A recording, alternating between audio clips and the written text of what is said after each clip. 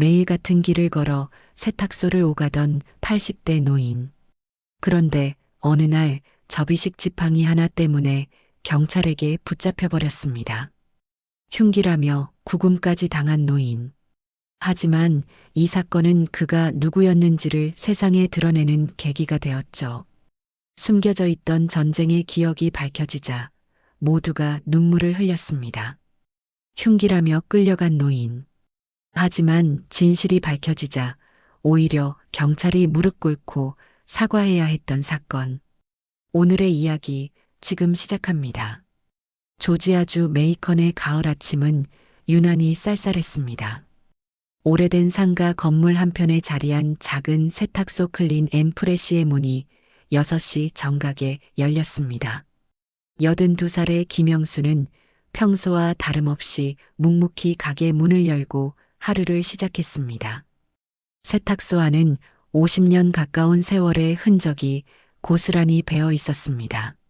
낡은 세탁기 3대와 건조기 2대, 그리고 김영수가 직접 다루는 오래된 다리미가 전부였습니다.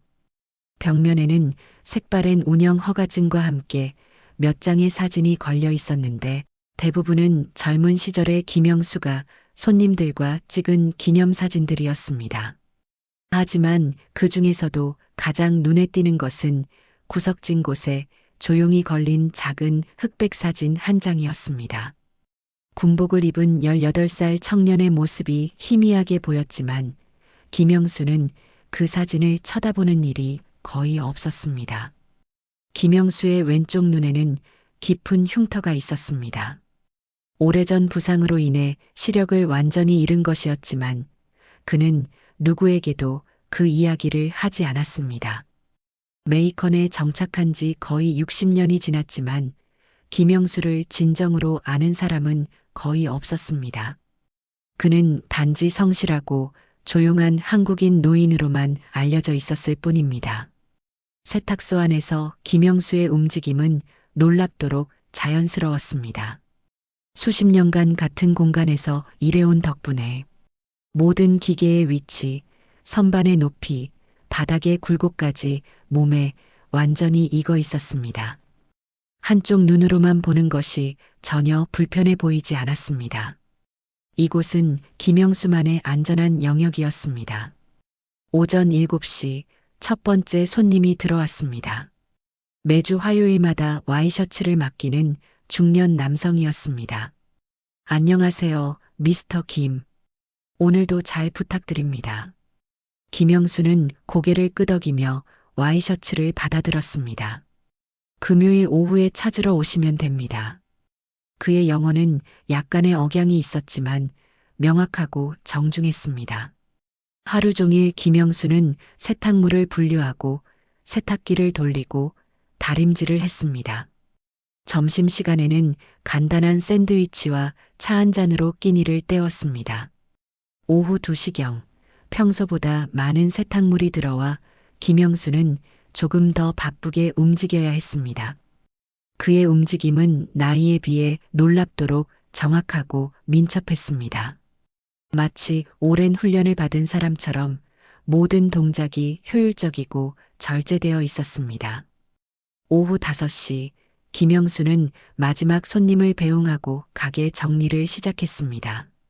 세탁기와 건조기를 점검하고 카운터를 닦고 바닥을 쓸었습니다. 모든 일을 마친 후 그는 뒷방에 있는 작은 소파에 앉아 잠시 쉬었습니다. 벽에 걸린 시계가 6시를 가리켰습니다. 김영수는 천천히 일어나 외투를 입었습니다. 그리고 오른쪽 뒷주머니에 접이식 지팡이를 조심스럽게 꽂았습니다. 세탁소에서 집까지는 걸어서 15분 정도의 거리였는데 한쪽 눈이 보이지 않는 상황에서 어둠이 내리는 저녁 시간에 그 정도 거리를 걷기에는 지팡이가 필요했습니다. 깊이감을 정확히 파악하기 어렵고 발밑에 작은 장애물이나 도로의 굴곡을 놓치기 쉬웠기 때문입니다. 하지만 김영수는 자존심 때문에 가게 안에서는 절대 지팡이를 사용하지 않았습니다. 손님들 앞에서 자신의 불편함을 드러내고 싶지 않았고 무엇보다 동정받는 것을 원하지 않았습니다. 그래서 항상 지팡이를 뒷주머니에 숨겨두었다가 밖에서만 조용히 꺼내 사용했습니다. 가게 문을 잠그고 나서 김영수는 잠시 멈춰서서 주변을 살폈습니다. 저녁 시간에 메이컨거리는 차량들이 오가고 보행자들도 제법 있었습니다. 한쪽 눈으로는 거리감과 속도감을 정확히 판단하기 어려웠습니다. 김영수는 조심스럽게 뒷주머니에서 접이식 지팡이를 꺼내 펼쳤습니다. 은색에 가는 지팡이는 그의 오른손에 자연스럽게 쥐어졌습니다. 집으로 향하는 길을 걸으며 김영수는 지팡이로 앞을 짚어가며 신중하게 발걸음을 옮겼습니다. 가로등이 하나둘 켜지기 시작했지만 여전히 그림자가 깊은 곳들이 있었고 한쪽 시야의 제약으로 인해 모든 것이 조심스러웠습니다. 지나가는 사람들은 지팡이를 짚고 걷는 노인에게 특별한 관심을 보이지 않았습니다. 그저 평범한 일상의 한 장면일 뿐이었습니다. 멀리서 저녁 식사를 준비하는 집들의 창문에서 따뜻한 불빛이 새어나왔습니다. 김영수는 그 불빛들을 바라보며 천천히 걸었습니다. 각각의 집에는 가족들이 모여 저녁을 먹고 있을 것이고 아이들의 웃음소리와 어른들의 대화가 오갈 것이었습니다. 하지만 김영수에게는 그런 것들이 없었습니다. 집에 도착한 김영수는 지팡이를 접어서 현관역 우산꽂이에 조용히 놓았습니다. 그리고 간단한 저녁을 차려 먹었습니다. 밥과 김치, 그리고 계란 하나로 만든 소박한 식사였습니다. 식사를 마친 후 그는 거실 소파에 앉아 한국 뉴스를 시청했습니다. 인터넷으로 고국의 소식을 접하는 것이 그의 유일한 취미였습니다. 밤 9시 김영수는 침실로 들어가 잠자리를 준비했습니다. 침대 옆 서랍에는 낡은 약통들이 놓여 있었습니다. 혈압약과 함께 눈 관련 안약도 있었습니다. 그는 정해진 시간에 정확히 약을 복용했습니다. 불을 끄고 누워서도 한동안 잠들지 못했습니다. 밤이면 항상 그랬습니다. 어떤 기억들이 찾아와 그를 괴롭히곤 했지만 김영수는 그저 눈을 감고 견뎠습니다. 이것이 김영수의 일상이었습니다. 아무도 묻지 않고 아무것도 말하지 않는 평범하고 고독한 노년의 하루하루. 하지만 다음 날 이 모든 평온함이 깨어지게 될 것이라는 사실을 김영수는 전혀 알지 못했습니다. 다음 날 아침 김영수는 평소보다 조금 일찍 세탁소를 나섰습니다. 수요일마다 찾아오는 단골 손님이 급하게 정장을 찾아갈 예정이라 연락을 해왔기 때문이었습니다. 오전 8시 30분, 가을 햇살이 아직 차갑게 느껴지는 메이컨의 거리를 김영수는 천천히 걸어갔습니다. 오늘따라 세탁소까지 가는 길이 유난히 멀게 느껴졌습니다. 어젯밤 잠을 제대로 이루지 못한 탓인지 몸이 무거웠고 왼쪽 눈 주변의 오래된 상처 부위가 은근히 아팠습니다. 날씨가 추워지면 항상 그랬습니다. 김영수는 습관적으로 오른쪽 뒷주머니에 접이식 지팡이가 있는지 확인했습니다. 아직은 필요하지 않았지만 언제든 꺼낼 수 있다는 안심감이 있었습니다. 메인 스트리트와 오크 애비뉴가 만나는 교차로에서 김영수는 신호등을 기다렸습니다. 평소보다 차량들이 많이 지나갔고 출근 시간대라 보행자들도 서둘러 걷고 있었습니다. 신호가 바뀌자 김영수는 조심스럽게 횡단보도를 건넜습니다. 한쪽 시야의 제약으로 인해 좌우에서 오는 차량들을 완전히 파악하기 어려워 항상 신중할 수밖에 없었습니다. 횡단보도를 건넌 직후 김영수는 파트롤카 한 대가 길가에 정차해 있는 것을 발견했습니다. 메이컨 경찰서 소속의 흰색 순찰차였습니다. 차 안에는 2명의 경찰관이 앉아 있었는데 한 명은 30대 초반으로 보이는 여성이었고 다른 한 명은 40대 중반의 남성이었습니다. 김영수는 별다른 생각 없이 그들 앞을 지나치려 했습니다. 그때 여성 경찰관이 차에서 내렸습니다. 리사 앤더슨이었습니다. 키가 크고 날씬한 체격에 금발을 단정하게 뒤로 묶었습니다. 그녀의 표정은 진지했고 눈빛에는 어떤 의심이 서려 있었습니다. 잠깐만요. 리사가 김영수를 불러 세웠습니다. 김영수는 멈춰서서 고개를 돌렸습니다. 무슨 일이십니까? 그의 목소리는 차분했지만 약간 긴장한 기색이 역력했습니다.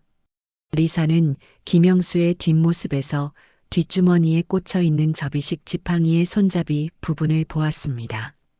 접혀진 상태에서는 길고 가는 막대기처럼 보였고 손잡이 부분만 밖으로 삐져나와 있었습니다. 뒷주머니에 있는 게 뭐죠? 리사가 날카롭게 물었습니다.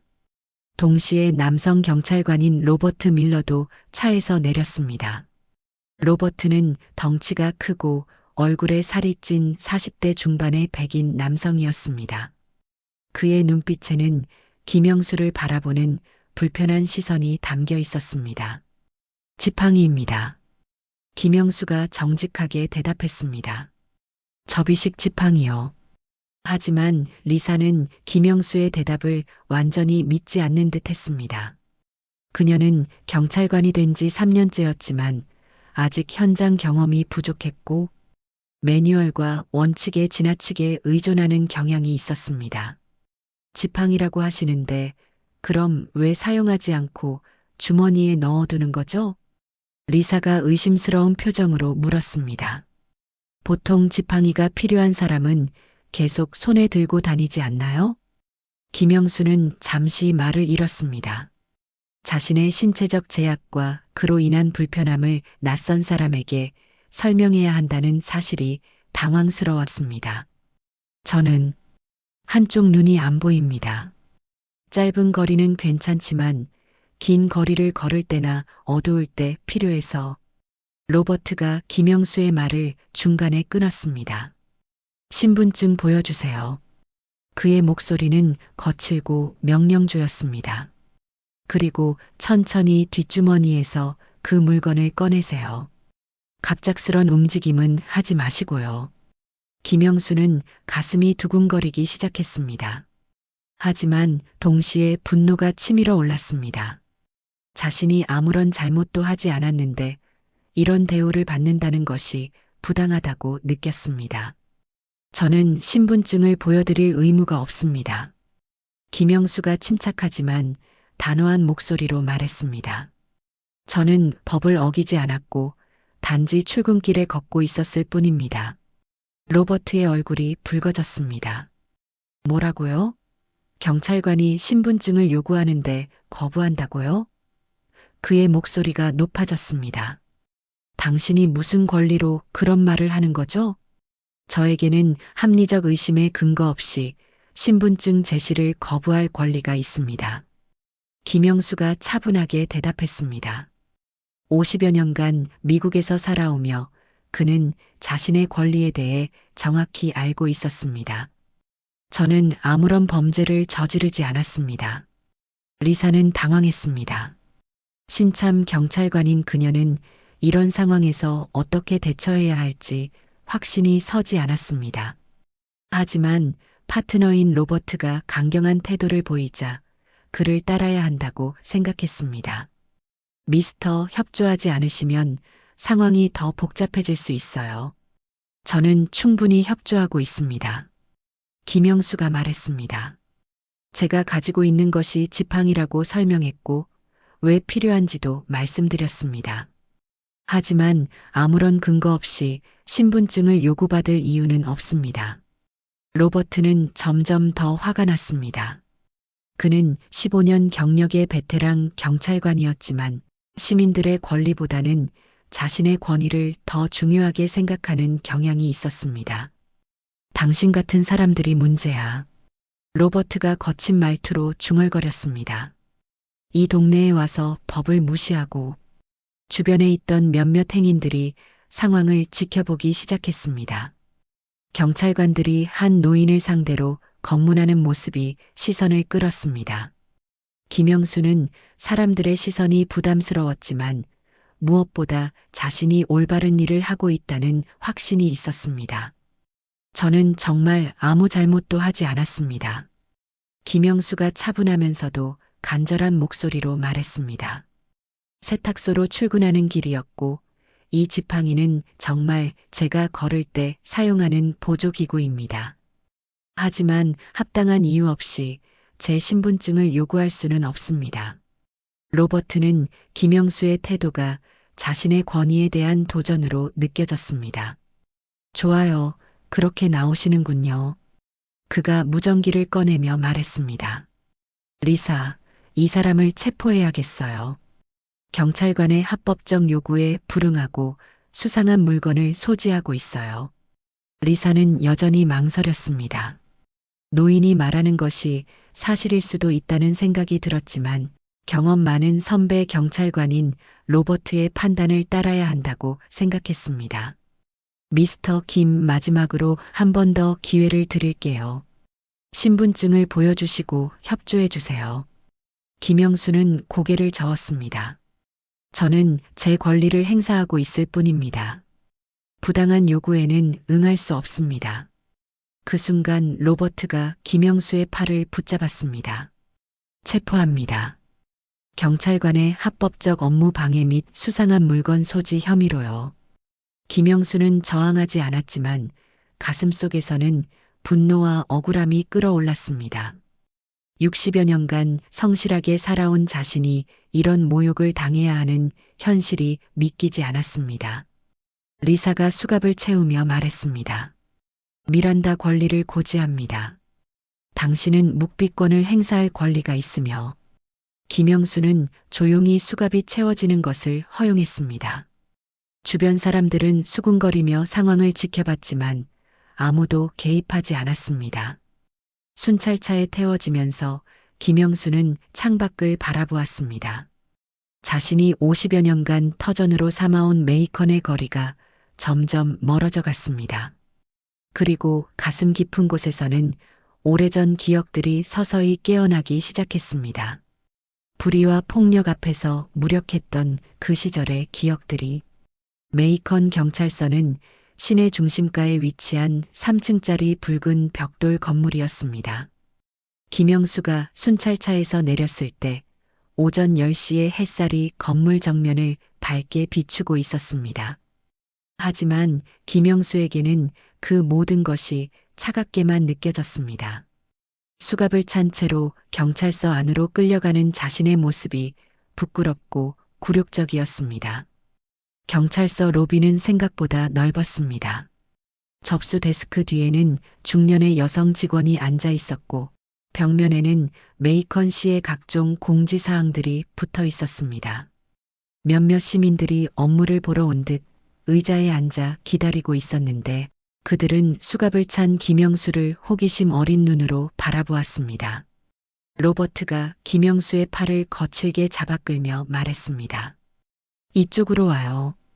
조사실로 가야겠어요. 그의 목소리에는 승리감 같은 것이 섞여 있었습니다. 마치 고집센 시민을 굴복시켰다는 만족감을 느끼는 듯 했습니다. 리사는 뒤를 따라오며 여전히 불편한 표정을 짓고 있었습니다. 이 상황이 올바른 것인지 확신이 서지 않았지만 이미 체포한 이상 절차를 끝까지 밟아야 한다고 생각했습니다. 미스터 김, 협조만 해주시면 일찍 끝날 수 있어요. 2층에 있는 조사실은 차가운 형광등 불빛이 내리쬐는 작은 공간이었습니다. 회색 테이블 하나와 의자 서너 개가 전부였고 벽면에는 낡은 시계와 메이컨 경찰서 규정이 적힌 액자가 걸려 있었습니다.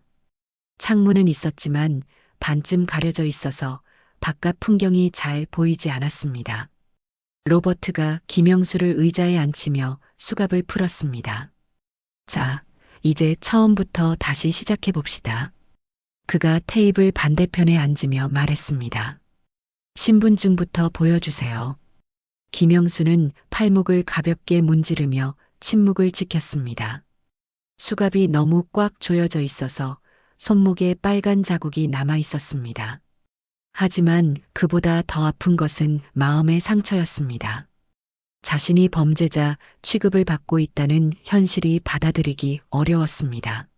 말씀하세요. 로버트의 목소리가 높아졌습니다. 여기까지 온 이상 끝까지 가야죠. 당신이 협조하지 않으면 더 오래 걸릴 뿐이에요. 김영수는 고개를 들어 로버트를 바라보았습니다.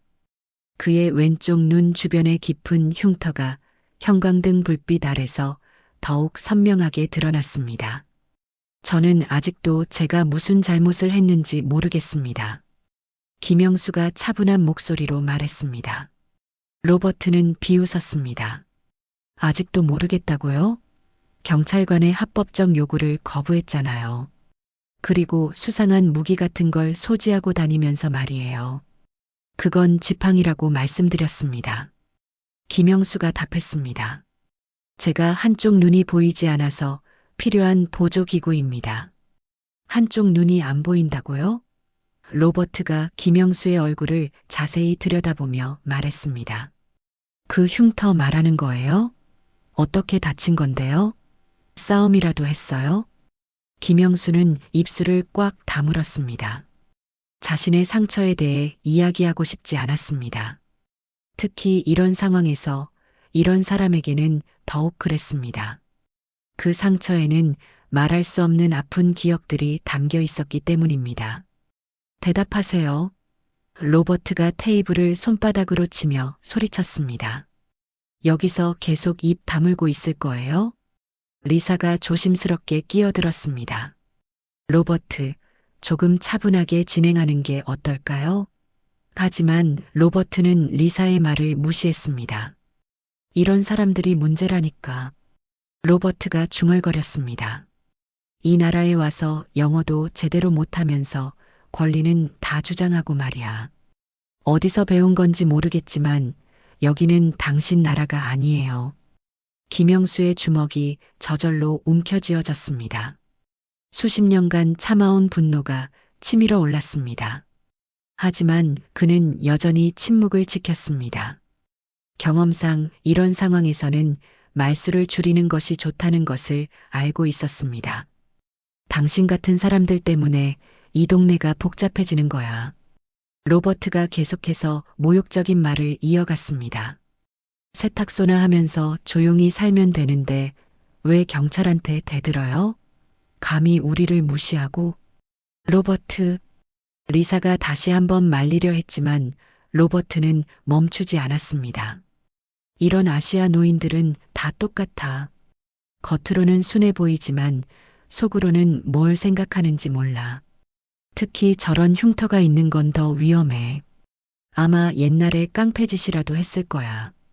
김영수는 눈을 감았습니다. 로버트의 말들이 칼날처럼 가슴을 찔렀습니다. 하지만 동시에 마음 깊은 곳에서는 다른 기억들이 떠오르기 시작했습니다. 먼 옛날 자신과 비슷한 나이의 청년들이 총을 들고 적과 맞서던 그 시절의 기억들이었습니다. 말해보세요. 그 지팡이로 뭘 하려던 거예요? 로버트가 계속 추궁했습니다. 정말로 단순한 지팡이라면 왜 신분증 보여달라는 걸 거부했어요? 뭔가 숨길 게 있었던 거 아니에요? 김영수는 천천히 눈을 떴습니다. 그의 눈빛에는 깊은 슬픔과 함께 묘한 차분함이 서려 있었습니다. 저는 숨길 게 없습니다. 김영수가 조용히 말했습니다. 다만 부당한 대우를 받고 싶지 않을 뿐입니다. 부당한 대우? 로버트가 큰 소리로 웃었습니다. 당신이 부당한 대우를 받는다고요? 여기는 미국이에요. 법과 질서가 있는 나라라고요. 경찰관이 검문하면 협조해야 하는 게 당연한 거 아니에요? 김영수는 다시 눈을 감았습니다. 로버트의 목소리가 점점 더 공격적으로 변해가는 것을 느꼈습니다. 하지만 그는 반박하지 않았습니다. 오랜 세월 동안 익숙해진 침묵의 방식이었습니다. 때로는 말하지 않는 것이 더 현명한 선택이라는 것을 삶이 가르쳐 준 바였습니다. 대답 안 할 거예요? 로버트가 의자를 끌어당기며 김영수에게 더 가까이 다가앉았습니다. 이런 식으로 버티면 하루 종일이라도 여기 있을 거예요. 우리는 시간 많아요. 리사는 뒤에 서서 불편한 표정으로 상황을 지켜보고 있었습니다. 로버트의 태도가 과도하다고 생각했지만 경험이 부족한 신참으로서 선배에게 직접적으로 반대 의견을 표하기는 어려웠습니다. 로버트, 노인분이시니까 조금 더 예의를 지켜서 진행하는 게. 리사, 당신은 아직 몰라요. 로버트가 리사를 향해 돌아보며 말했습니다. 이런 사람들은 친절하게 대하면 우습게 봐요.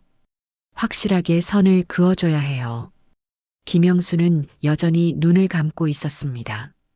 조사실의 차가운 공기와 형광등의 날카로운 불빛, 그리고 로버트의 거친 목소리가 어우러져 그를 압박했습니다. 하지만 동시에 그의 마음속에서는 전혀 다른 장면들이 펼쳐지고 있었습니다. 까마득한 옛날 한국의 어느 산골짜기에서 18살의 김영수가 총을 들고 서 있던 모습이 떠올랐습니다. 그때도 지금처럼 부당한 상황이었습니다. 아무것도 모르는 어린 나이에 전쟁터로 내몰렸고 생과 사의 경계에서 매일을 버텨야 했습니다. 그 시절에 비하면 지금의 이런 모욕은 아무것도 아니었습니다. 야, 잠들었어요? 로버트가 테이블을 다시 치며 큰 소리를 냈습니다. 여기서 명상하는 거 아니에요. 질문에 대답하세요. 김영수는 천천히 눈을 떴습니다. 그의 시선이 로버트와 마주쳤을 때 로버트는 묘한 불편함을 느꼈습니다. 김영수의 눈빛에는 분노나 두려움이 아닌 깊고 차분한 무언가가 있었습니다. 마치 이보다 훨씬 더 큰 시련들을 겪어본 사람의 눈빛 같았습니다. 저는 묵비권을 행사하겠습니다. 김영수가 조용히 말했습니다. 그의 목소리는 떨리지 않았고 오히려 평온했습니다. 로버트는 잠시 당황했습니다. 지금까지 신문했던 대부분의 사람들은 압박을 받으면 당황하거나 화를 내곤 했는데 김영수는 전혀 다른 반응을 보였습니다. 묵비권이라고요? 자기가 무슨 중죄인이라도 저질렀다고 생각해요? 김영수는 더 이상 대답하지 않았습니다. 그는 다시 눈을 감고 의자에 가만히 앉아 있었습니다. 마치 선승이 자선을 하는 것처럼 고요하고 평온한 모습이었습니다. 이런 고집센 늙은이는 처음 봐요. 로버트가 리사에게 투덜거렸습니다. 보통은 이쯤 되면 다 항복하는데 말이야. 1시간이 더 지났습니다. 로버트는 계속해서 김영수에게 질문을 던졌지만 김영수는 한마디도 대답하지 않았습니다. 그는 마치 그 자리에 없는 사람처럼 조용히 앉아 있었습니다. 때로는 눈을 감기도 하고 때로는 창밖을 바라보기도 했지만 로버트의 말에는 전혀 반응하지 않았습니다. 정말 끝까지 이러실 거예요? 로버트의 목소리에는 짜증이 섞여 있었습니다. 좋아요. 그럼 유치장으로 가셔야겠네요. 거기서 하룻밤 지내면 마음이 바뀔지도 모르겠어요. 리사가 조심스럽게 말했습니다. 로버트, 노인분이고 특별한 정가도 없는 것 같은데 굳이 유치장까지 보낼 필요가 있을까요? 리사, 법은 나이를 봐주지 않아요. 로버트가 단호하게 말했습니다. 이 사람이 협조하지 않는 이상 풀어줄 수 없어요. 그게 우리 일이고요. 김영수는 유치장으로 이송된다는 말을 들었지만 별다른 반응을 보이지 않았습니다. 그는 천천히 일어나서 로버트가 다시 채우는 수갑을 순순히 받아들였습니다. 마치 이 모든 것이 이미 예정된 일인 양 담담했습니다. 유치장으로 향하는 복도를 걸으며 김영수는 벽에 걸린 여러 사진들을 보았습니다. 메이컨 경찰서의 역사를 보여주는 사진들과 역대 서장들의 초상화, 그리고 지역사회의 공헌한 경찰관들의 표창장들이 걸려 있었습니다. 그 중에는 재향군인회와 함께 찍은 사진도 있었습니다. 노란 리본을 단 참전 용사들의 모습이 보였습니다. 김영수는 그 사진을 잠시 바라보았습니다. 그 사진 속의 노인들은 자신과 비슷한 나이였고 그들의 눈빛에는 자신과 같은 무언가가 있었습니다. 전쟁을 겪어본 사람만이 가질 수 있는 깊고 조용한 슬픔 같은 것이었습니다. 뭘 그렇게 보고 있어요? 로버트가 김영수의 시선을 따라 벽을 보며 말했습니다. 참전 용사들 사진이에요. 진짜 영웅들이죠. 나라를 위해 싸운 사람들 말이에요. 김영수는 아무 말 없이 고개를 돌렸습니다. 그리고 다시 묵묵히 앞으로 걸어갔습니다. 로버트는 김영수의 반응이 시큰둥한 것이 못마땅했지만 더 이상 말하지 않았습니다. 지하 1층에 있는 유치장은 메이컨 경찰서에서 가장 오래된 부분이었습니다. 낡은 철창과 시멘트 벽으로 이루어진 좁은 공간들이 복도 양쪽으로 늘어서 있었습니다. 다행히 오늘은 김영수 외에 다른 수감자는 없었습니다. 여기서 하룻밤 지내시면서 생각해 보세요. 로버트가 유치장 문을 열어주며 말했습니다. 내일 아침에 다시 이야기하겠습니다. 김영수는 유치장 안으로 들어가 작은 침대에 앉았습니다. 수갑이 풀리자 그는 손목을 살짝 문지르며 주변을 둘러보았습니다. 차가운 벽과 작은 창문, 그리고 구석에 있는 간단한 세면대와 변기가 전부였습니다. 철창이 닫히는 소리가 울렸고 로버트와 리사의 발걸음 소리가 점점 멀어져 갔습니다. 김영수는 혼자 남겨졌습니다. 유치장의 정적 속에서 그는 천천히 숨을 들이쉬고 내쉬었습니다. 하지만 그의 마음은 전혀 평온하지 않았습니다. 오래된 기억들이 서서히 깨어나고 있었기 때문입니다. 유치장의 밤은 깊고 조용했습니다. 메이컨 경찰서 지하에 있는 이 공간은 바깥 세상과 완전히 단절되어 있었습니다. 작은 창문으로 새어 들어오는 가로등 불빛만이 유일한 외부와의 연결고리였습니다. 김영수는 딱딱한 침대에 누워 천장을 바라보고 있었습니다. 시계가 없어서 정확한 시간을 알 수는 없었지만 아마도 밤 11시쯤 되었을 것 같았습니다. 경찰서 건물 전체가 고요했고 간혹 멀리서 들려오는 자동차 소리나 경비원의 발걸음 소리만이 정적을 깨뜨렸습니다. 김영수는 눈을 감으려 했지만 잠이 오지 않았습니다. 차가운 시멘트 벽과 철창이 만들어내는 답답한 분위기가 그를 압박했습니다. 하지만 무엇보다 그를 괴롭히는 것은 오늘 하루 겪었던 굴욕감이었습니다. 로버트의 모욕적인 말들이 귓가에 맴돌았고 자신이 범죄자 취급을 받았다는 사실이 가슴을 답답하게 만들었습니다. 김영수는 몸을 돌려 벽을 향해 누웠습니다. 차가운 벽면이 뺨에 닿자 묘한 기분이 들었습니다. 이런 차가운 느낌이 낯설지 않았습니다. 오래전에도 이와 비슷한 경험을 한 적이 있었기 때문입니다. 하지만 그 기억은 너무 아팠기 때문에 의식적으로 피하려 했습니다. 밤 12시가 넘어서면서 유치장은 더욱 적막해졌습니다. 김영수는 여전히 잠들지 못하고 뒤척거리고 있었습니다. 그때 갑자기 멀리서 무언가가 떨어지는 소리가 들렸습니다. 아마도 경비원이 뭔가를 떨어뜨린 것 같았지만 김영수에게는 그 소리가 전혀 다르게 들렸습니다. 쾅! 그 순간 김영수의 몸이 경직되었습니다. 떨어지는 소리가 포탄이 터지는 소리처럼 들렸던 것입니다. 갑자기 머릿속에 오래된 기억들이 홍수처럼 밀려들기 시작했습니다. 천둥번개가 치는 밤, 적군의 포격이 시작되던 그 순간의 기억이었습니다. 김영수는 침대에서 벌떡 일어났습니다. 가슴이 두근거리기 시작했고 숨이 가빠졌습니다. 유치장의 차가운 공기가 갑자기 한국 산골의 차가운 겨울바람처럼 느껴졌습니다. 그리고 눈앞에 전혀 다른 풍경이 펼쳐지기 시작했습니다. 눈 덮인 산골짜기, 추위에 떨며 참호 속에서 밤을 새우던 18살의 자신이 보였습니다.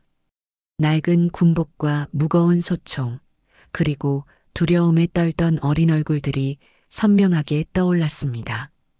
함께 있던 동료들의 이름도 하나씩 기억났습니다. 민호, 상철, 영식, 모두 자신과 비슷한 나이의 학생들이었습니다. 적습니다. 적이 올라옵니다. 누군가의 외침이 귓가에서 울렸습니다. 김영수는 그 목소리가 실제로 들리는 것인지 기억 속의 것인지 구분할 수 없었습니다. 그는 벽을 붙잡고 몸을 떨기 시작했습니다. 유치장의 현실과 전쟁터의 기억이 뒤섞였습니다. 철창이 참호의 철조망으로 보였고 복도에서 들려오는 작은 소음들이 적군의 발소리로 들렸습니다. 김영수는 무의식적으로 몸을 낮추며 벽 모서리로 몸을 숨겼습니다. 엎드려, 포격이야. 김영수가 갑자기 소리쳤습니다. 그의 목소리는 유치장 안에서 울렸지만 그는 자신이 어디에 있는지 제대로 인식하지 못하고 있었습니다. 그의 머릿속에서는 여전히 1950몇 년 겨울의 그 끔찍한 밤이 재현되고 있었습니다. 갑자기 김영수는 자신의 왼쪽 얼굴을 움켜쥐었습니다. 오래된 상처 부위가 욱신거리기 시작했습니다. 그날 밤 적군의 수류탄 파편이 그의 왼쪽 눈을 관통했던 순간이 생생하게 되살아났습니다. 피가 흘러내리는 것 같은 착각에 그는 손으로 얼굴을 계속 만졌습니다. 민호야, 상철아. 김영수가 동료들의 이름을 부르며 울부짖었습니다. 어디 있어? 대답해. 하지만 대답하는 사람은 아무도 없었습니다. 민호는 그날 밤 폭격에 맞아 숨졌고 상철은 실종되었습니다. 살아남은 것은 김영수뿐이었습니다. 왼쪽 눈을 잃고 피투성이가 된 채로 구조되었던 그 기억이 모든 것을 집어삼켰습니다. 김영수는 바닥에 쓰러져 몸을 웅크렸습니다. 전신에서 땀이 흘러내렸고 숨을 제대로 쉴 수 없었습니다. 제발, 제발 그만. 그가 중얼거렸습니다. 하지만 기억의 홍수는 멈추지 않았습니다. 폭격이 끝난 후에 정적, 동료들을 찾아 헤매던 그 절망적인 새벽이 되살아났습니다. 눈 속에 묻힌 시체들, 피로 물든 하얀 눈, 그리고 살아남았다는 죄책감까지 모든 것이 한꺼번에 밀려왔습니다. 빨리 뛰어. 뒤로 물러서. 김영수가 환상 속의 동료들에게 소리쳤습니다. 위험해. 여기 있으면 안 돼.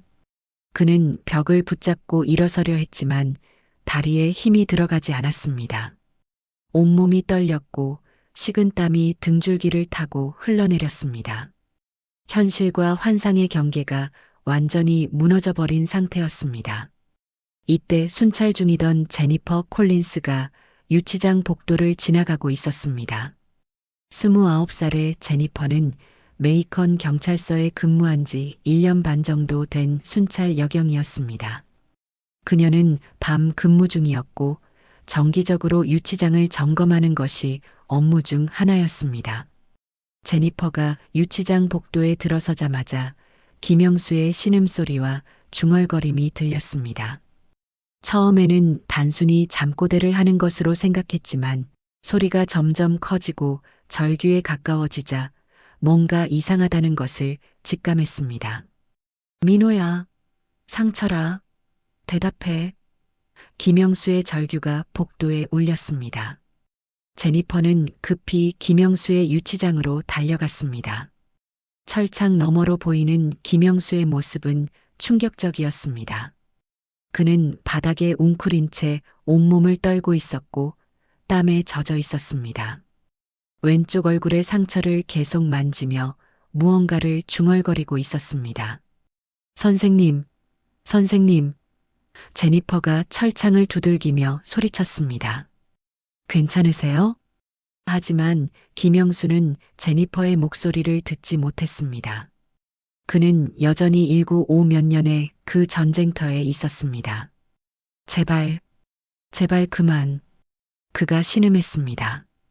더 이상은 안 돼. 제니퍼는 즉시 상황의 심각성을 깨달았습니다. 이것은 단순한 악몽이나 잠꼬대가 아니었습니다. 명백히 심각한 정신적 위기 상황이었습니다. 그녀는 주저하지 않고 무전기를 꺼내 상황실에 보고했습니다. 상황실, 여기 제니퍼입니다. 유치장에 응급 상황이 발생했습니다. 수감자가 심각한 정신적 발작을 일으키고 있어요. 즉시 의료진과 상급자 연결 부탁드립니다. 김영수는 계속해서 과거의 악몽 속에서 허우적거리고 있었습니다. 미안해. 정말 미안해. 그가 눈물을 흘리며 중얼거렸습니다. 내가 살아남아서 미안해. 제니퍼는 김영수를 지켜보며 가슴이 아팠습니다.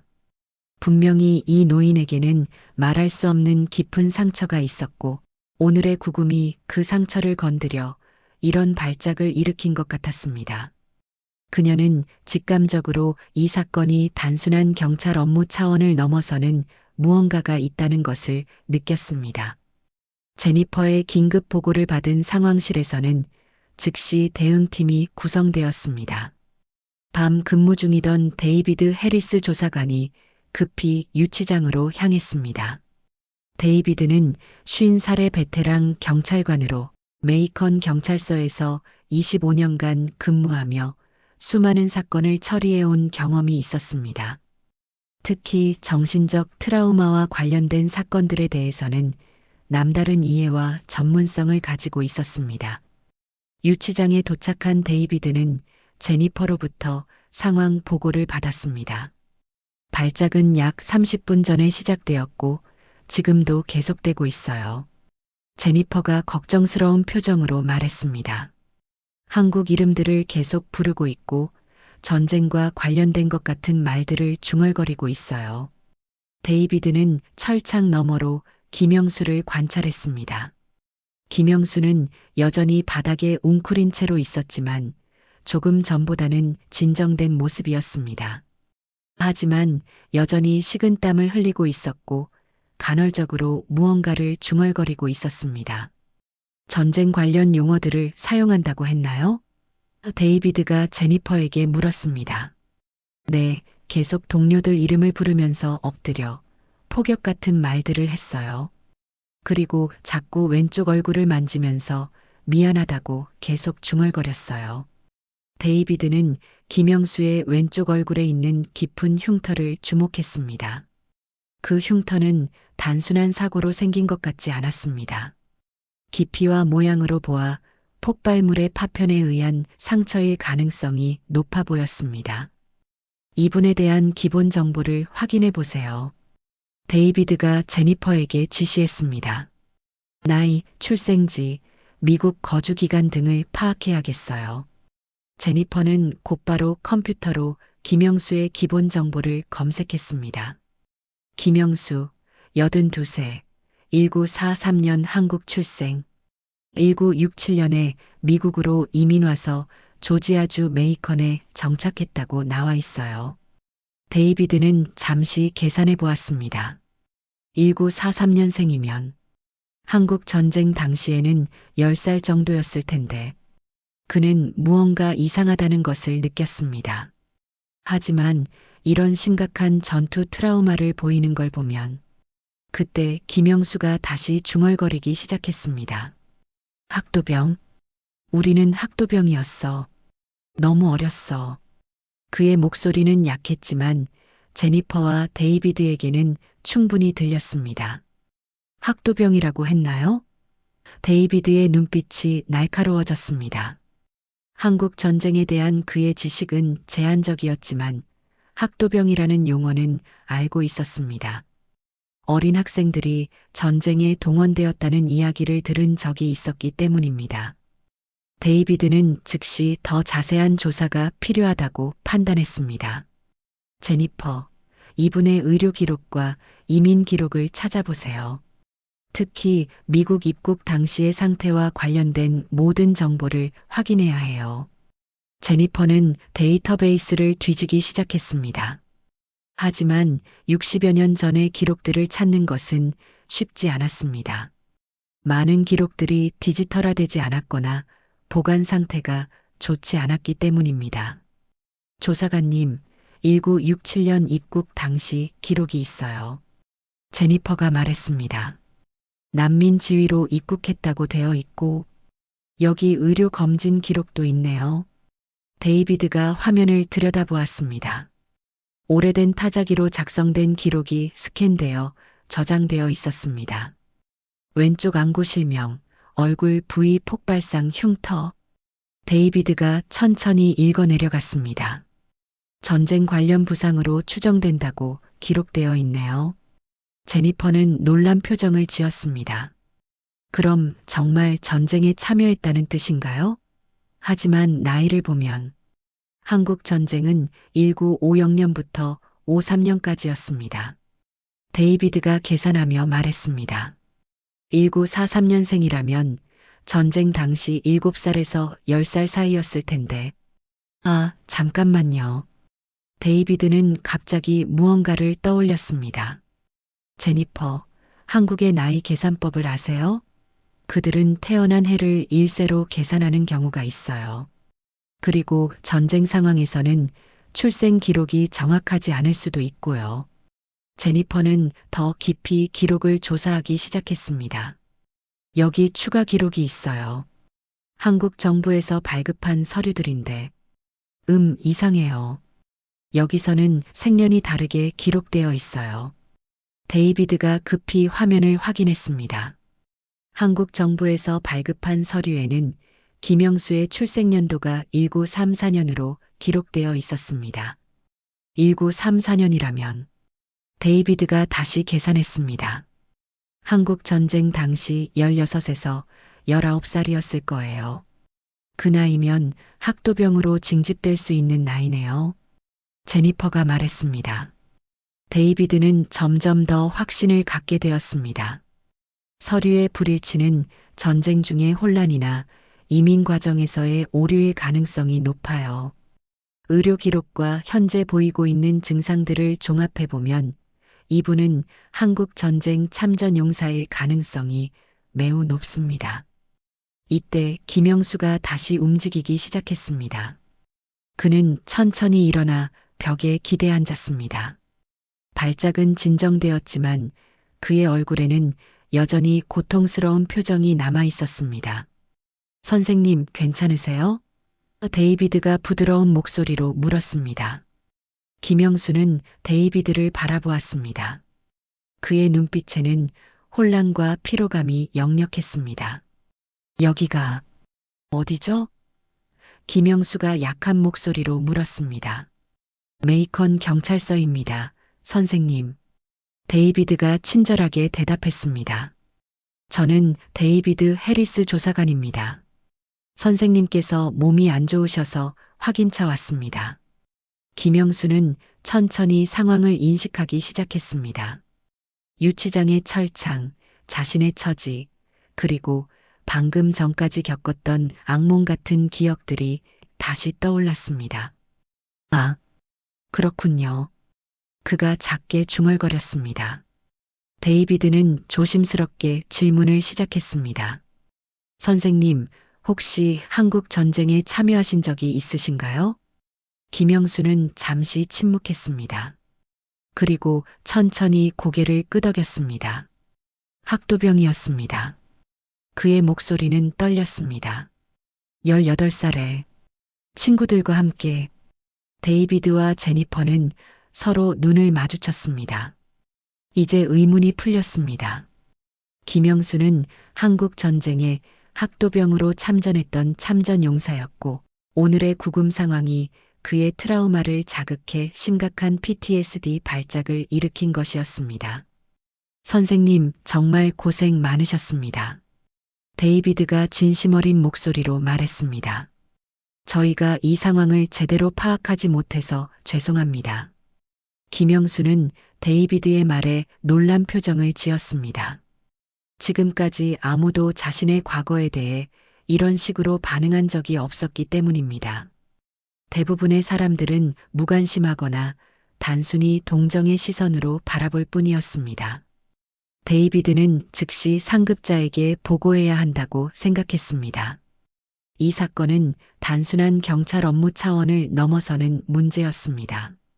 한국 전쟁 참전 용사에 대한 부당한 대우는 지역사회와 언론에 큰 관심을 불러일으킬 수 있는 민감한 사안이었습니다. 제니퍼, 즉시 서장님께 보고하세요. 데이비드가 지시했습니다. 그리고 이분의 참전 기록을 공식적으로 확인할 수 있는 모든 방법을 동원해야 해요. 재향군 인청이나 한국 정부 기관에도 연락해 볼 필요가 있겠어요. 제니퍼는 고개를 끄덕이며 즉시 상급자들에게 연락을 취하기 시작했습니다. 한편 데이비드는 김영수와 계속 대화를 나누며 그의 상태를 점검했습니다. 선생님, 의료진 검진을 받으시는 게 좋겠어요. 데이비드가 제안했습니다. 그리고 이 모든 상황에 대해서 정식으로 조사하겠습니다. 김영수는 여전히 혼란스러워했지만 데이비드의 진정성 있는 태도에서 희망을 느꼈습니다. 50여 년간 묻어두었던 자신의 과거가 드디어 누군가에게 제대로 이해받고 있다는 생각이 들었습니다. 새벽 5시 데이비드 해리스 조사관은 메이컨 경찰서 조사실에서 밤을 새우며 김영수의 기록을 면밀히 조사하고 있었습니다. 그의 책상 위에는 수십 장의 서류들이 펼쳐져 있었고 컴퓨터 화면에는 여러 개의 창이 열려 있었습니다. 재향군 인청 데이터베이스, 한국 정부 기관 연락처, 그리고 한국 전쟁 관련 역사 자료들이 화면을 가득 메우고 있었습니다. 데이비드는 25년간의 경찰 경력 중에서도 이처럼 중요한 조사를 맡은 적이 없었습니다. 단순한 형사사건이 아니라 한 인간의 존엄과 명예가 걸린 문제였기 때문입니다. 그는 자신의 실수 하나가 한국 전쟁, 참전 용사에게 씻을 수 없는 상처를 남길 수 있다는 것을 잘 알고 있었습니다. 먼저 데이비드는 미국 재향군 인청에 공식 조회를 요청했습니다. 한국 전쟁 당시 미군과 함께 싸운 외국인 용사들의 기록이 일부 보관되어 있을 가능성이 있었기 때문입니다. 하지만 예상대로 김영수의 이름은 미군 기록에서 찾을 수 없었습니다. 그는 한국군 소속이었을 가능성이 높았습니다. 다음으로 데이비드는 한국 정부 기관들에 연락을 시도했습니다. 시차 때문에 한국은 이미 저녁 시간이었지만 응급 상황임을 설명하며 담당자들의 협조를 요청했습니다. 한국 국방부와 국가보훈처에서는 놀랍도록 신속하게 응답해 주었습니다. 조사관님, 한국 국가보훈처에서 팩스가 왔어요. 야간 근무 직원이 데이비드에게 서류를 건네주었습니다. 데이비드는 급히 팩스를 확인했습니다. 한국어와 영어로 작성된 공식 문서였습니다. 김영수의 이름이 한국 전쟁 학도병 명단에 포함되어 있다는 내용이었습니다. 출생연도는 1934년으로 확인되었고 1951년 1월에 학도병으로 입대하여 3월까지 복무했다는 기록이 명시되어 있었습니다. 제니퍼, 데이비드가 유치장 순찰 중이던 제니퍼를 불렀습니다. 큰 발견이 있어요. 제니퍼가 급히 조사실로 왔습니다. 데이비드는 팩스 내용을 설명해 주었습니다. 김영수 선생님은 1951년 18살의 나이로 학도병에 지원 입대하셨어요. 복무 중 전투에서 부상을 당해 왼쪽 안구를 실명하고 의병 제대하셨습니다. 제니퍼는 감탄했습니다. 정말 참전 용사셨군요. 그런데 왜 지금까지 이런 대우를 받으신 거죠? 아마도 본인이 과거를 드러내고 싶어 하지 않았을 거예요. 데이비드가 추측했습니다. 전쟁의 상처는 육체적인 것만이 아니거든요. 많은 참전 용사들이 트라우마 때문에 과거를 숨기고 살아갑니다. 데이비드는 계속해서 추가 자료를 수집했습니다. 한국 국방부에서 보내온 자료에는 더욱 구체적인 내용이 포함되어 있었습니다. 김영수가 복무했던 부대명, 참전한 전투명, 그리고 부상 당시의 상황까지 상세히 기록되어 있었습니다. 춘천 근처에서 벌어진 전투에서 적군의 수류탄 공격을 받아 부상. 데이비드가 기록을 읽어 내려갔습니다. 동료 이병들 구출 과정에서 적진에 고립되어 단독으로 적과 교전. 왼쪽 안구 관통상 및 안면 열상으로 후송.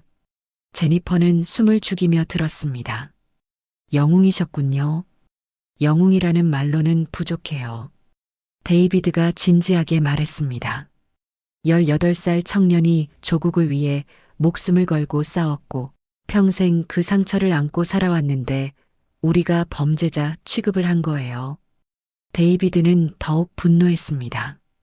특히 로버트 밀러의 어제 행동들이 떠올랐습니다.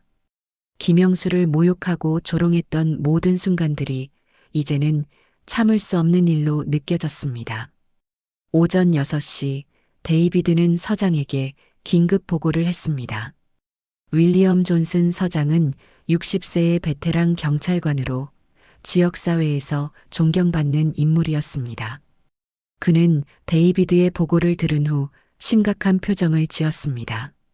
이것은 단순한 실수가 아니야. 존슨 서장이 말했습니다. 한국 전쟁 참전 용사에 대한 부당한 대우는 우리 경찰서뿐만 아니라 메이컨 시 전체의 명예에 관련된 문제야. 서장님, 즉시 김영수 선생님을 석방하고 공식 사과를 해야 한다고 생각합니다.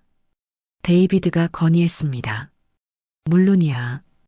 그리고 로버트 밀러와 리사 앤더슨에 대한 징계도 검토해야 해. 존슨 서장이 단호하게 말했습니다. 특히 로버트의 행동은 명백한 직권남용이었어. 존슨 서장은 즉시 간부회의를 소집했습니다. 새벽 7시에 경찰서 주요 간부들이 모두 모였습니다. 데이비드는 조사 결과를 상세히 보고했고 모든 참석자들은 충격을 받았습니다. 이런 일이 언론에 알려지면 어떻게 될지 생각해 보세요. 부서장 중 한 명이 우려를 표했습니다.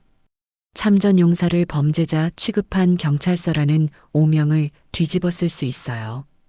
언론 보도보다 더 중요한 것은 우리의 도덕적 책임입니다. 존슨 서장이 강조했습니다. 김영수 선생님께 진심으로 사과하고 재발 방지 대책을 마련해야 해요. 회의 결과 김영수의 즉시 석방과 공식 사과, 관련 경찰관들의 징계, 그리고 참전 용사에 대한 예우 매뉴얼 제작이 결정되었습니다. 오전 8시 데이비드는 김영수를 만나러 유치장으로 향했습니다. 김영수는 밤새 거의 잠들지 못한 채로 벽에 기대 앉아 있었습니다. 그의 얼굴에는 피로감이 역력했지만 어제보다는 안정된 모습이었습니다. 김영수 선생님, 데이비드가 공손하게 인사했습니다. 저는 밤새 선생님에 대해 조사했습니다. 김영수는 데이비드를 바라보았습니다. 그의 눈빛에는 여전히 경계심이 있었지만 어제와는 다른 느낌이었습니다. 선생님께서는 1951년부터 51년까지 한국군 학도병으로 복무하시며 조국을 위해 싸우셨습니다. 데이비드가 정중하게 말했습니다.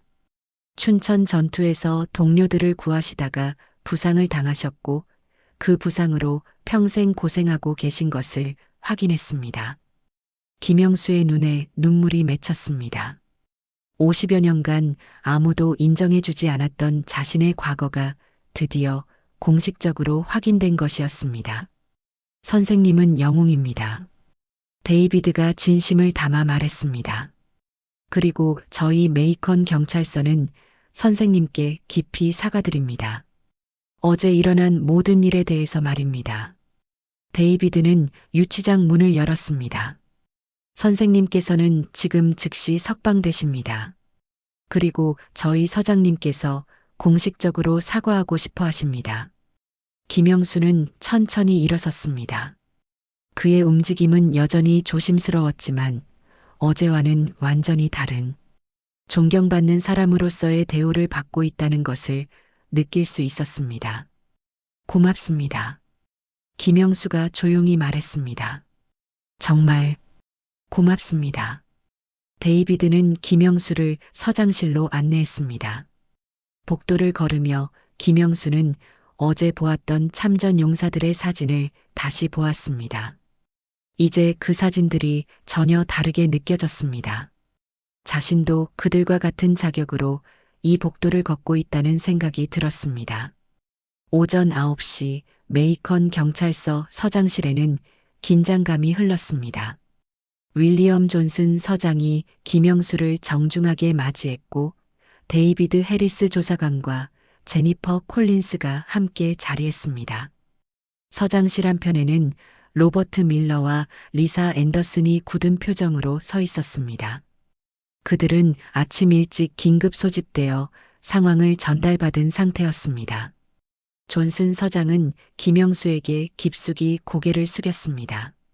김영수 선생님, 메이컨 경찰서를 대표해서 진심으로 사과드립니다. 그의 목소리는 진정성으로 가득했습니다. 어제 발생한 일련의 사건들은 결코 있어서는 안 될 일이었습니다. 김영수는 의자에 앉아 조용히 서장의 말을 들었습니다. 어제까지만 해도 범죄자 취급을 받았던 자신이 이제는 서장실에서 공식적인 사과를 받고 있다는 현실이 아직도 믿기지 않았습니다. 선생님께서는 1951년 18살의 나이로 조국을 위해 목숨을 걸고 싸우신 용감한 참전용사이십니다. 존슨 서장이 계속 말했습니다. 그런 분을 우리가 의심하고 모욕한 것은 용서받을 수 없는 일입니다. 로버트 밀러는 바닥만 바라보고 있었습니다. 어제까지만 해도 자신이 옳다고 생각했던 모든 행동들이 이제는 부끄러움과 후회로 다가왔습니다. 특히 김영수를 향해 했던 모욕적인 말들이 귓가에서 맴돌았습니다. 리사 앤더슨은 복잡한 심정이었습니다. 신참 경찰관으로서 선배의 지시를 따랐지만 그 과정에서 자신도 김영수에게 불쾌감을 주었다는 것을 부인할 수 없었습니다. 그녀는 자신의 판단력 부족을 깊이 반성하고 있었습니다. 먼저 로버트 밀러 경관. 존슨 서장이 엄중한 목소리로 말했습니다. 당신의 어제 행동은 경찰관으로서 부적절했을 뿐만 아니라 인간으로서도 용납할 수 없는 수준이었습니다. 로버트는 고개를 들어 김영수를 바라보았습니다. 김영수의 왼쪽 얼굴에 있는 깊은 흉터가 이제는 전혀 다르게 보였습니다. 그것은 범죄의 흔적이 아니라 조국을 위한 희생의 증표였습니다. 김영수 선생님께 진심으로 사과드립니다. 로버트가 떨리는 목소리로 말했습니다. 제가 선생님을 의심하고 모욕한 것을 깊이 반성합니다. 변명의 여지가 없습니다. 김영수는 로버트를 조용히 바라보았습니다.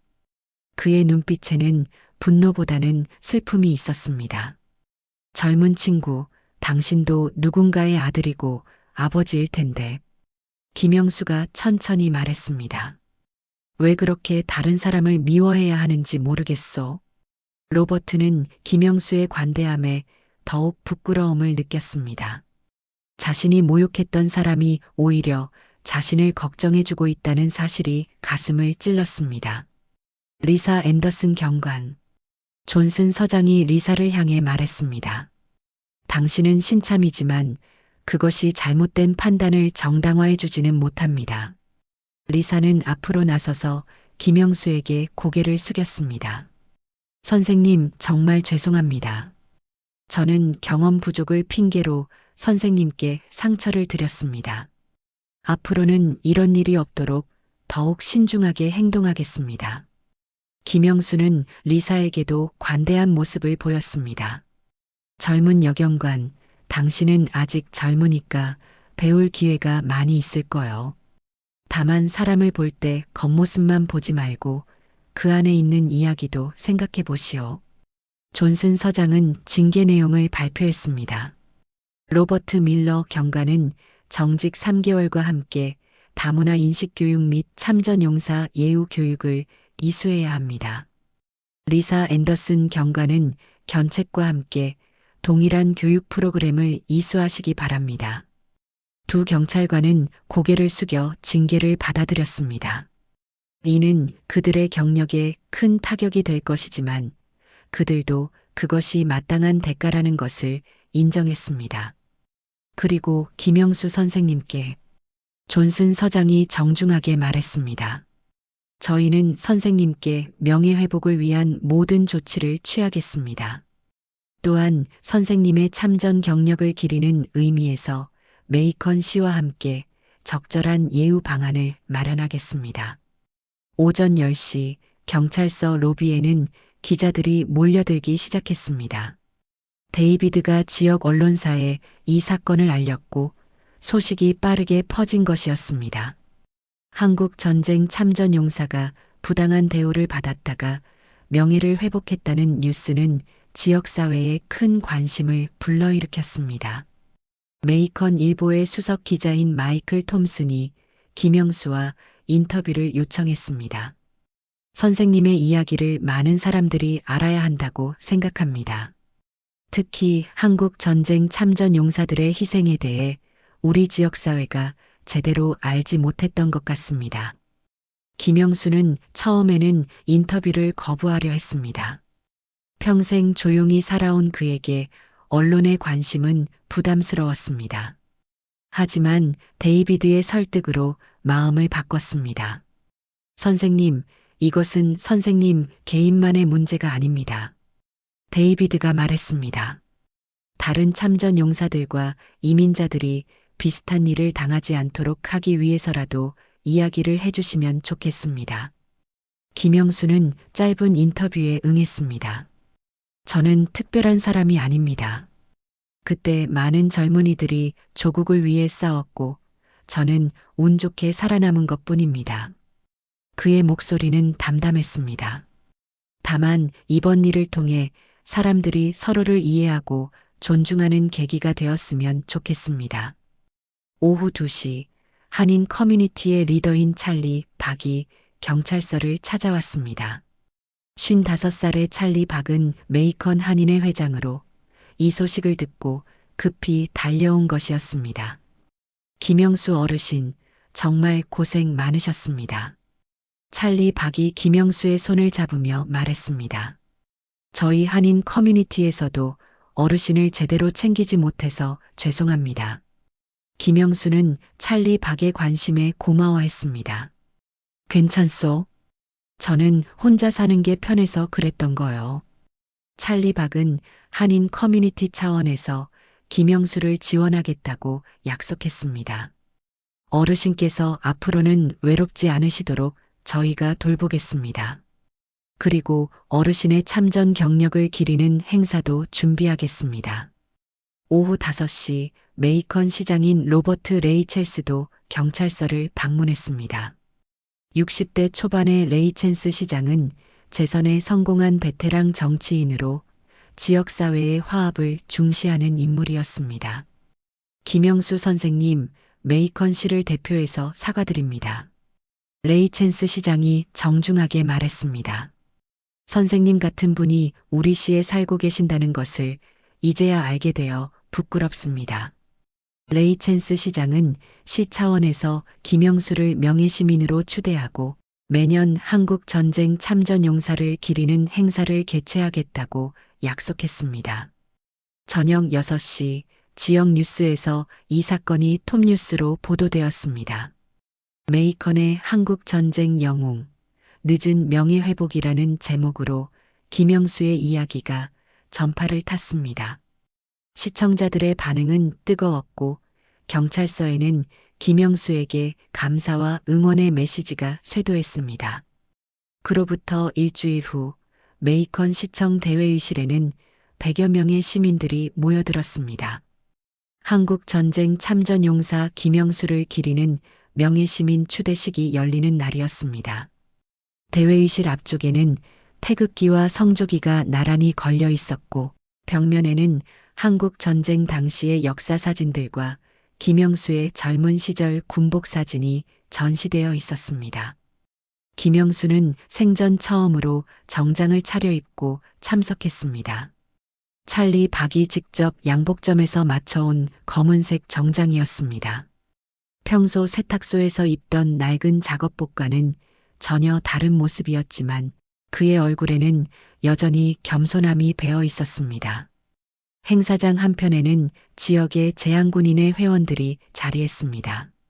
베트남전, 걸프전, 아프가니스탄전 참전 용사들이 김영수를 동료로 인정하며 참석한 것이었습니다. 그들의 눈빛에는 같은 전쟁을 겪은 사람만이 가질 수 있는 깊은 이해와 존경이 담겨 있었습니다. 로버트 레이첸스 시장이 단상에 올라 개회사를 시작했습니다. 오늘 우리는 메이컨 씨의 진정한 영웅을 만나게 되었습니다. 김영수 선생님은 1951년 18살의 나이로 조국을 위해 목숨을 걸고 싸우셨고 그 과정에서 큰 상처를 입으셨습니다.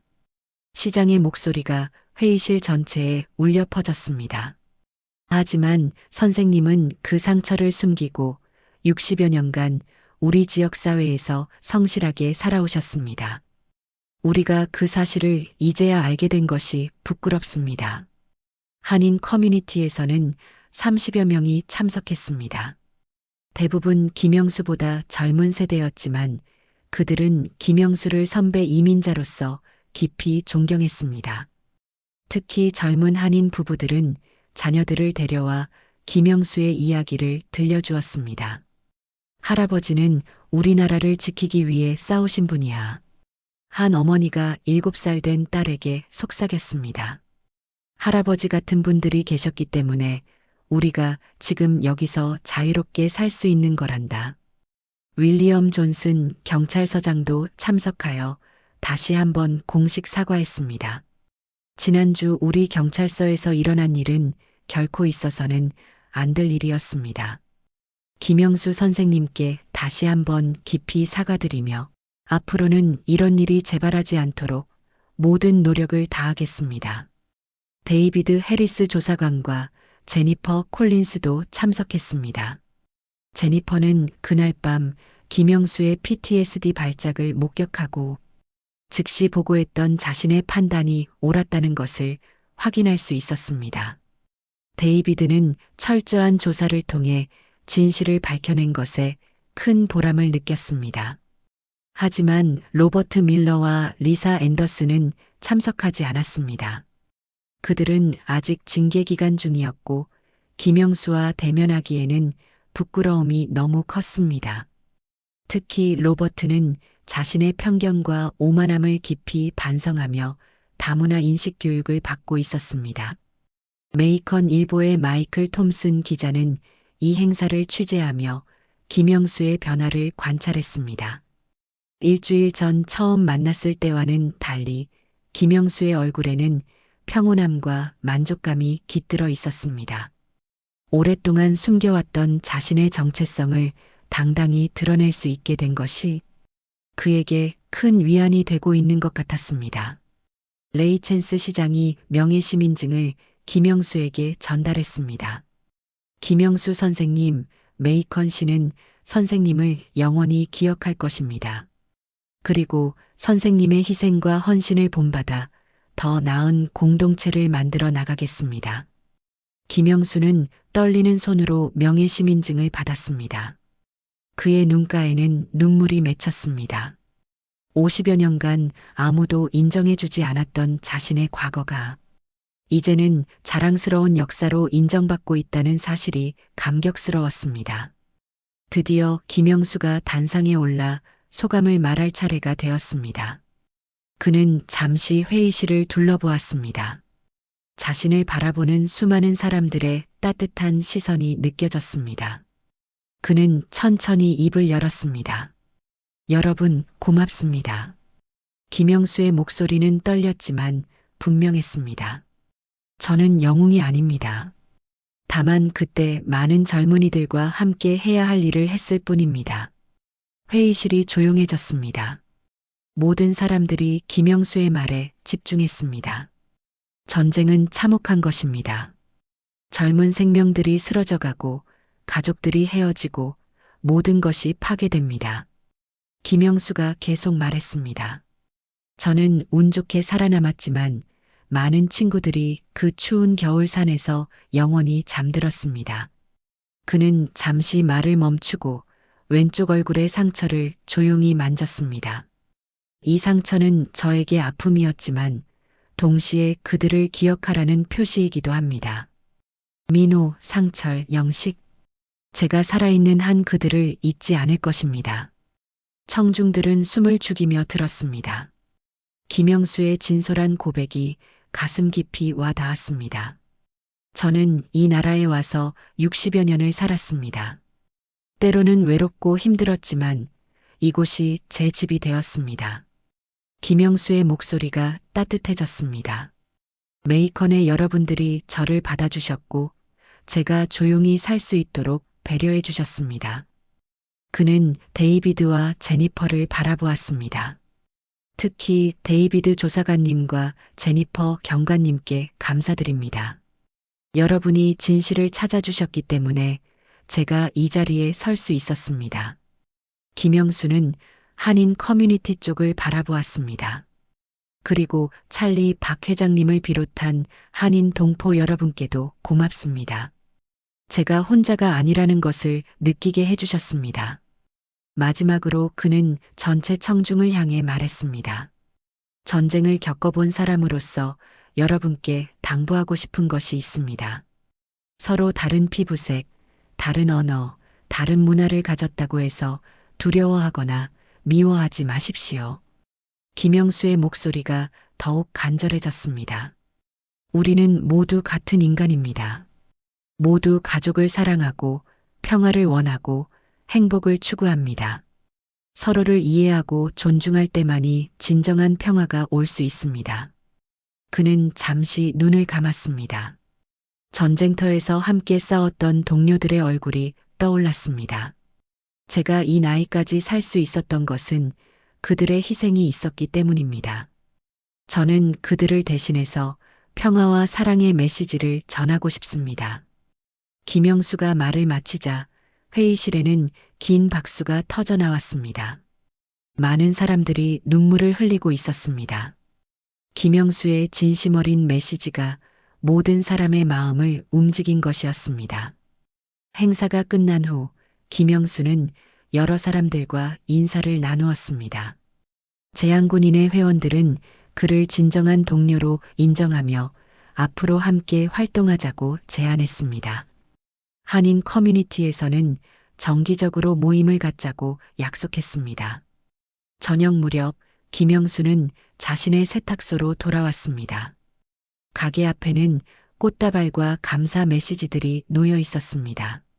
시민들이 자발적으로 가져다 놓은 것들이었습니다.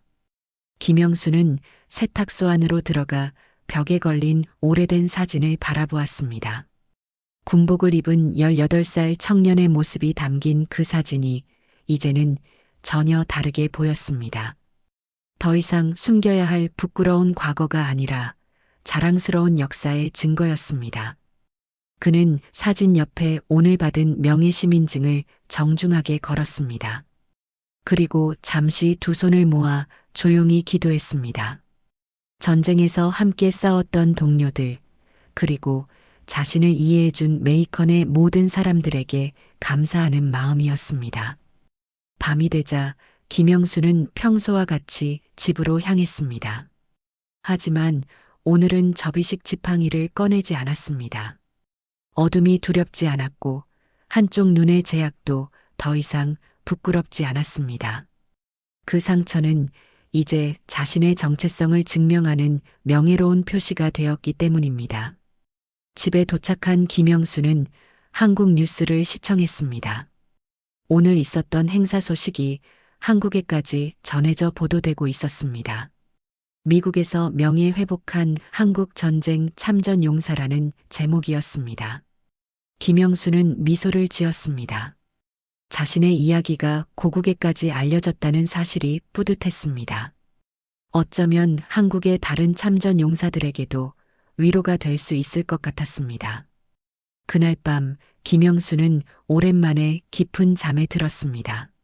악몽은 오지 않았고 대신 따뜻한 꿈이 찾아왔습니다. 전쟁에서 함께했던 동료들이 나타나 그에게 고마워하는 꿈이었습니다. 그들은 미소를 지으며 말했습니다. 영수야, 고생 많았다. 이제 당당하게 살아라. 김영수의 인생에 새로운 봄이 시작되었습니다. 50여 년간 숨겨왔던 상처가 이제는 자랑스러운 역사가 되었고 외로웠던 노년이 존경받는 원로의 삶으로 바뀌었습니다. 그리고 무엇보다 중요한 것은 그의 이야기가 많은 사람들에게 평화와 이해의 메시지를 전했다는 것이었습니다. 흉기로 오해받은 접이식 지팡이. 하지만 그것은 김영수 할아버지가 평생 짊어지고 살아온 존엄의 상징이었습니다. 부당하게 사람을 몰아세운 경찰은 징계받았고 노인의 진실은 세상에 알려졌습니다.